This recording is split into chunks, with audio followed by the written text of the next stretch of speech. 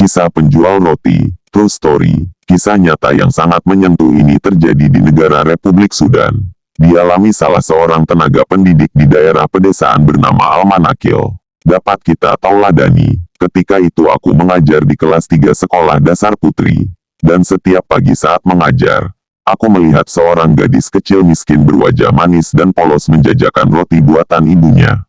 Gadis kecil penjual roti itu seharusnya berada di bangku sekolah. Tapi kondisi keuangan keluarganya tidak memungkinkan baginya belajar di sekolah. Ia memiliki 4 saudara yang masih kecil. Sementara ayah mereka telah tiada. Gadis belia inilah yang akhirnya membantu ibunya mencari penghidupan dengan menjual roti di lingkungan sekolah. Itulah yang ia lakukan agar dapat membiayai saudara-saudaranya melanjutkan sekolah mereka. Pada suatu hari, setelah menjelaskan pelajaran matematika di hadapan para siswa, aku kemudian mengajukan sebuah pertanyaan yang agak sulit kepada para siswi dengan iming-iming hadiah. Namun tak seorang pun yang dapat menjawabnya. Tiba-tiba gadis belia penjual roti yang rupanya menyimak pelajaran dari luar kelas, mengacungkan tangannya dari balik jendela seraya berteriak, "Pak Guru, Pak Guru, Pak Guru." Walau aku dan seluruh siswa terkejut, aku mengizinkannya menjawab pertanyaan itu. Dan ajaib, jawabannya benar. Sejak hari itu aku jadi jaminan atas dirinya, memberinya perhatian dan memenuhi apa yang dibutuhkannya, juga berupaya mengcover hal-hal sederhana yang harus dimilikinya guna membantunya dalam belajar. Aku juga bersepakat dengan kepala sekolah untuk mencatatkan namanya secara resmi sebagai siswi di sekolah, agar dapat mengikuti ujian tanpa harus masuk kelas, karena ketidakmampuannya membayar seluruh biaya pendidikan di sekolah. Ia juga mengawali pelajaran dari kelas 3 sebagai mustami, hanya sebagai pendengar agar dapat mempelajari hal-hal sederhana dari pelajaran yang diberikan di kelas. Aku juga sepakat dengan seluruh guru mata pelajaran di kelas tersebut agar gadis belia itu diberi keleluasaan mendengar dan menyimak semampunya setiap pelajaran dari balik jendela di luar kelas.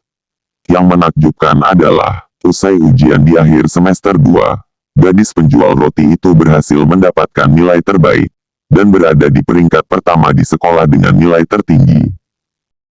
Demikian selanjutnya perjalanan gadis itu, setiap hari berada dalam pengasuhan dan pengawasanku, hingga melanjutkan pendidikannya di sekolah menengah pertama SMP.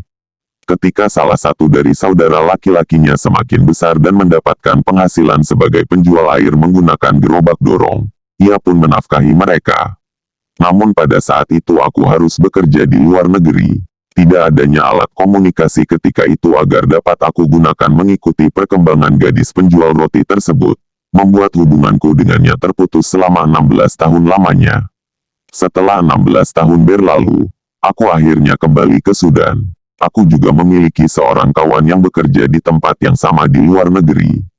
Ia memiliki seorang anak yang kuliah di Fakultas Kedokteran Universitas Khartoum, Sudan. Suatu ketika ia memintaku agar menemaninya di kampus itu.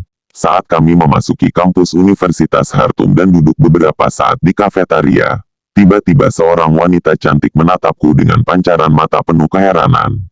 Rona wajahnya juga tampak berubah saat melihatku. Sementara aku tidak tahu mengapa ia menatapku begitu rupa. Aku lalu bertanya kepada kawan di sampingku, apakah mengetahui siapa wanita tersebut? Sambil menunjuk diam-diam ke arah wanita itu.